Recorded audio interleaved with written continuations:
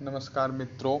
आज हम लोग करंट अफेयर्स चालू करते हैं। करंट अफेयर्स के जो महत्वपूर्ण बिंदु हैं वो सब देखेंगे और चर्चा करेंगे कि करंट अफेयर कैसा है। आइए, आपका राजन सिंह दिनकर चैनल पर स्वागत है। समय को बर्बाद किए बिना चालू करते हैं। यानी मोटेरा क्रिकेट स्टेडियम का नाम बदल दिया गया है और अभी आप देख रहे हैं हाल ही में कल के अपडेट में 24 फरवरी को मोटेरा स्टेडियम का नाम बदल के राष्ट्रपति रामनाथ कोविंद जी जो थे उन्होंने उद्घाटन किया। दुनिया का सबसे बड़ा ये स्टेडियम है। इसमें लगभग 1,80,000 तक दर्शक बैठ सकते हैं। इसके पहले मेलबर्न क्रिकेटर माउंट जो था सबसे बड़ा स्टेडियम था, उसमें 90,000 दर्शक बैठ सकते हैं। तो ये बहुत बड़ा स्टेडियम है और इस स्टेडियम का नाम बदल कर प्रधानमंत्री नरेंद्र मोदी के नाम कर दिया गया है। देखिए आप लोग, प्रधानमंत्री नरेंद्र मोदी जी के नाम पर ये कर दिया गया है मोटेरा स्टेडियम। स्टेडियम 24 फरवरी 2021 को भारत और इंग्लैंड के बीच जो तीसरा टेस्ट मैच की मेज़बानी कर रहा है और 4 मार्च 2021 को श्रृंखला के चौथे और अंतिम खेल की मेज़बानी भी करेंगे। अभी क्रिकेट हाल ही में होने वाला था, तो उसके देखते हुए यानी सबको लग रहा था कि इस स्टेडियम का नाम सरदार वल्लभ भाई पटेल के नाम से होगा, लेकिन प्रधानमंत्री जी के नाम से रखा गया है। तो आइए अगला क्वेश्चन देखते हैं। अगला क्वेश्चन आपको हम बताते हैं, भारत फोर्ज ने पैरामाउंट समूह के साथ समझौता किया है। ये समझौता जो इसलिए किया गया है कि जो नई आधुनिक गाड़ियां आएँ और वो रेसियल्स गाड़ियां आएँ, यानी गाड़ियों की आप देखेंगे यानी त्वरित एवं गतिशील गाड़ियां जो आएँ, तो वो आप यहाँ देख रहे हैं। यहाँ पर देखिएगा, मैं कर रहा हूँ के लिए शास्त्र बलों के, आप इस बात को ध्यान से देखिएगा। अगला क्वेश्चन देखते हैं। इजराइल ने लॉन्च किया ग्रीन पास। इजराइल जो है एक ग्रीन पास लॉन्च किया है, जिसमें जो कोरोना वैक्सीन के दोनों ट्रायल्स लगवा चुके हैं, यानी टीकाकरण हो चुका है। जो फर्स्ट ट्रायल और सेकंड ट्रायल दोनों वैक्सीन लगवा चुके हैं, उनके लिए एक ग्रीन पास दे रहा है। वो किसी होटल पर या सार्वजनिक स्थल पर या आप कहीं पर भी उन्हें प्रवेश के लिए वर्जित नहीं किया जाएगा। स्विमिंग पूल पर तो यहाँ पर एकदम स्पष्ट लिख दिया गया है कि पास में जिम या पूल, होटल, मनोरंजन स्थल या कहीं पर उन्हें जाना होगा, तो इसके लिए उन्हें जो है कोई पाबंद नहीं है। तो आप यहाँ देख सकते हैं, उन्हें बताया गया कि एक ग्रीन पास दे दिया गया है। अगला क्वेश्चन हम देखते हैं। अगला क्वेश्चन की तरफ हम बढ़ते हुए देखते हैं। पीएम किसान योजना को 2 साल पूरे हुए, यानी किसान मंत्री जो प्रधानमंत्री जी ने किसानों की गरिमा के सुनिश्चित और उद्देश्य में शुरू की गई प्रधानमंत्री किसान सम्मान निधि योजना के लिए जो 2,000 रुपये 3 किस्त में देते थे, यानी प्रतिवर्ष 6,000 रुपये देते थे, आज उसके 24 फरवरी 2021 को 2 साल पूरे हो गए। लीवाइस ने दीपिका को ब्रांड एम्बेसडर नियुक्त किया। लीवाइस कंपनी यानी एक, अब इसके जींस वींस वगैरह बहुत देखते हैं मार्केट में आता है, यानी एक कपड़ा का कंपनी है और इसने दीपिका पादुकोण को जो है ब्रांड एम्बेसडर अपना नियुक्त किया है, जिससे महिला सशक्तिकरण का वो बढ़ावा देने के लिए, यानी कंपनियों में महिलाओं के फैंसी कपड़े अच्छे अच्छे लाने के लिए उन्होंने ये दिखाया कि महिलाओं का सशक्तिकरण किया जा रहा है, यानी ब्रांड एम्बेसडर किसको, दीपिका पादुकोण को बना दिया गया है। अगला क्वेश्चन पर हम ध्यान देते हैं।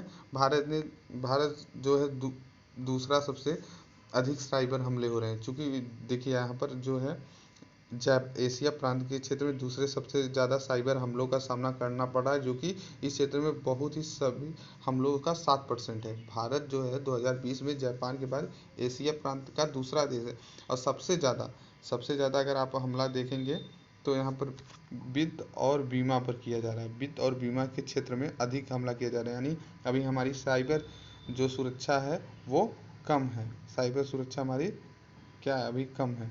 तो यहाँ पर ये देख सकते हैं 24 फरवरी 2021 को प्रकाशित IBM, अभी एक रिपोर्ट IBM ने दिया है, फोर्स ट्रेड इंटेलेक्शन इंडेक्स के अनुसार जो है भारत दूसरे नंबर पर है। यहाँ पर देखिए थोड़ा सा गलती है, ध्यान दीजिएगा, यहाँ LAC रहना चाहिए, LAC लिख दिया है, LAC रहेगा, यानी यहाँ पर LAC रहना चाहिए और इसने जो है वो लिख दिया है। तो अभी कोच मोहम्मद और हसन के प्रबंधक में जहीर अब्बास के खान के नेतृत्व में एक टीम जो है रवाना की गई। अभी हाल ही में जो मैच होने वाला है राष्ट्रीय स्काई चैंपियन के, उसमें भाग लेने के लिए जयपुर के लिए रवाना हुई है।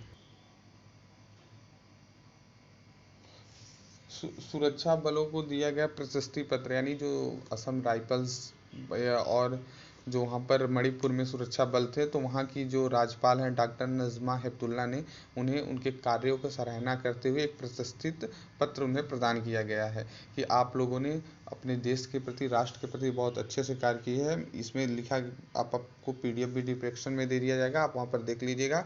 समारोह का आयोजन और सुरक्षा बलों की सराहना और प्रोत्साहित करने के लिए किया गया था, जो राज्य में नक्साखोरी और तस्करी के खिलाफ अभियान सहित अमन और शांति लाने के योगदान दिए हैं। यानी जो ड्रग्स स्मगलर वगैरह जो हिंसक लोग थे, उनसे सुरक्षा जो राज्य के किए हैं, उनके लिए वहाँ की जो राज्यपाल हैं डॉक्टर नज़मा हेपतुल्ला ने उन्हें सुरक्षा पत्र, एक प्रशस्ति पत्र दिया। बांग्लादेश को 2 मिलियन कोविड-19 टीके प्राप्त हुए, यानी भारत ने जो है बांग्लादेश को 2 करोड़ कोविड-19 टीके प्रदान किया। ये कोविड टीका कौन सा था, ये आपको पूछ सकता है एग्जाम में, तो इसलिए जानते रहिए सीरम इंस्टीट्यूट ऑफ इंडिया वाला था। यानी हमारे यहाँ 2 वैक्सीन की मंजूरी मिली है, तो ये सीरम इंस्टीट्यूट ऑफ इंडिया द्वारा दिया जा रहा है।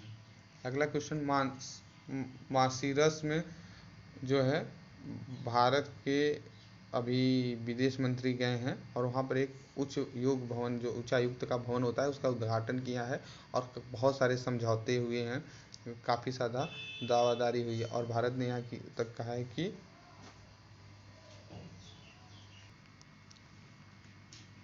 अभी नेपाल के सर्वोच्च न्यायालय ने संसद को बहाल कर दिया। हालांकि जो वहाँ के प्रधानमंत्री थे उनको मतलब पद से हटाकर वहाँ के राष्ट्रपति जो विद्या देवी भंडारी थी, उन्होंने कहा था कि अब 2024 फरवरी को ये अभी सुप्रीम कोर्ट वहाँ का कह दिया है कि नहीं, संसद चलाया जाएगा, इन्हें प्रधानमंत्री के रूप में फिर से चुनने की मौका दिया गया है। विद्या देवी भंडारी ने ये कहा कि अब फिर से हम चुनाव करवाएंगे अप्रैल मई में, लेकिन जो चंद्रलेन सरमोड शमशेर राणा की नेतृत्व में एक 4 सदस्यीय कमेटी बनी संवैधानिक पीठ ने अभी आदेश दिया है कि वहाँ के संसद बहाल किया जाता है।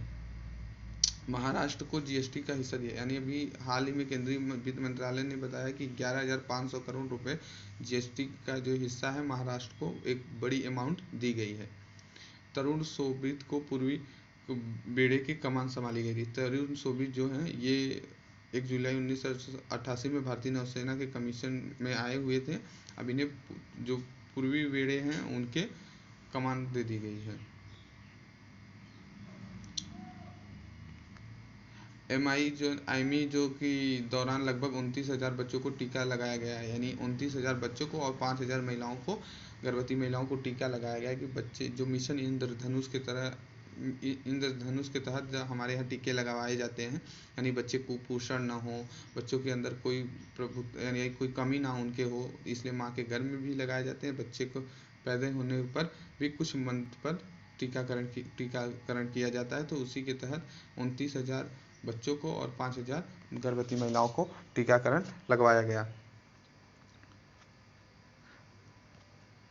यूपीएससी ने लेह के परीक्षा केंद्र, अभी यूपीएससी जो है हाल ही में संघ लोक सेवा आयोग ने लेह को बढ़ावा देने के लिए अभी हाल ही में लेह जो है, लेह और जम्मू कश्मीर यूटी बना है, तो वहाँ पर एक नया केंद्र खोला है कि वहाँ के जो छात्र हों उत्सित होकर यूपीएससी में शामिल हों और यूपीएससी का प्रिपरेशन करें। तो अभी ये आप जानते रहिए, प्रश्न आ सकता है, यूपीएससी ने लेह में नया परीक्षा केंद्र शामिल किया है। भारत ने अफ्रीका को भी टीके की आपूर्ति पूरी की है, यानी भारत बहुत सारे मेड इन इंडिया का जो सीरम इंस्टीट्यूट से बना हुआ टीका है, वहाँ का टीका काफ़ी सारे देशों को दे रहा है। तो ये आप देख सकते हैं, कोविड-19 स्पेशल में बहुत सारे क्वेश्चन पेट से आ सकते हैं। डॉक्टर शक्ति गुप्ता, यानी अभी जो हाल ही में आप जानते होंगे प्रधानमंत्री मोदी ने जम्मू कश्मीर में नई नींव रखी थी एम्स के लिए, तो उसके जो है निर्देशक के रूप में डॉक्टर शक्ति गुप्ता को चुना गया है, क्योंकि जो मेन दिल्ली के जम्मू कश्मीर के एम्स के निर्देशक होंगे वो डॉक्टर शक्ति गुप्ता जी होंगे। देहरादून सड़क परियोजना में केंद्र सरकार ने 48 करोड़ रुपए की मंजूरी दे दी। अभी ने केंद्र सरकार एक देहरादून सड़क परियोजना है जो कि बहुत इंपॉर्टेंट, ये समझिए, सड़क परियोजना है। दूर प्रयाग सुरंग का निर्माण के लगभग 225 करोड़ रुपए की मंजूरी दी है। तो ये काफ़ी हमारे डिफेंस के तरीके से और हमारे वित्तीय तरीके से, बजट के तरीके से बहुत अच्छा इसका वो देखने का मैन्युफैक्चरिंग आएगा। यूपी, अब ये क्वेश्चन देखिएगा, अच्छा है, यूपी की 700 करोड़ में इलेक्ट्रॉनिक सिटी बनाने की योजना की गई। अभी जो हाल ही में एयरपोर्ट बनने वाला है, तो उस एयरपोर्ट के जस्ट बगल में अंतर्राष्ट्रीय हवाई अड्डा नोएडा में जो बनने वाला है, उस हवाई अड्डा के जस्ट बगल में 700 करोड़ का इलेक्ट्रॉनिक सिटी बनाने के लिए दिया गया है। इससे बहुत सारे लोगों को रोज़गार मिलेंगे, बहुत सारे नए चीज़ हमें देखने को मिलेगा। और हमारे यहाँ जो एक बहुत बड़ी असुविधा आती रही है इलेक्ट्रॉनिक सामानों को लेकर, यानी ये असुविधा को दूर किया जाएगा। कुशीनगर उत्तर प्रदेश की तीसरा अंतर्राष्ट्रीय, ये क्वेश्चन से रिलेटिव है, यानी कुशीनगर जो है उत्तर प्रदेश का तीसरा अंतर्राष्ट्रीय हवाई अड्डा है। आपको जानने में ये बता दें कि ये सबसे लंबी हवाई अड्डा बनने जा रहा है कुशीनगर का।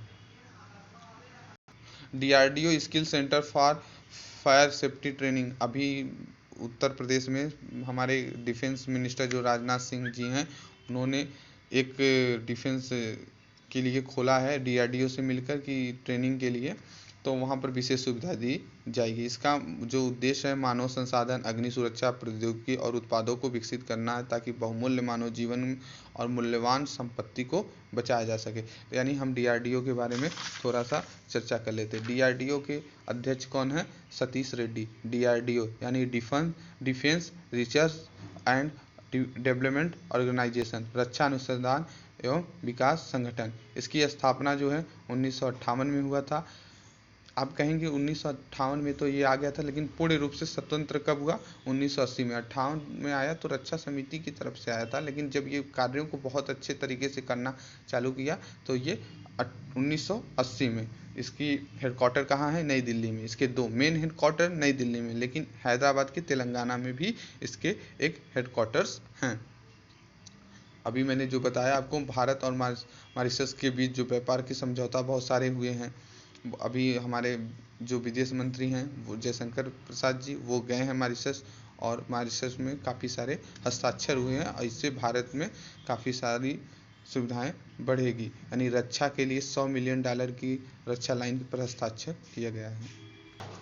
केंद्र और नागालैंड सरकार के बीच 28 मिलियन परियोजना का अभी हाल ही में हस्ताक्षर हुआ है नागालैंड के विकास के। अभी हाल ही में नागालैंड में जो है राष्ट्रगान भी गाया गया पहली बार, तो आप ये जानते रहिए।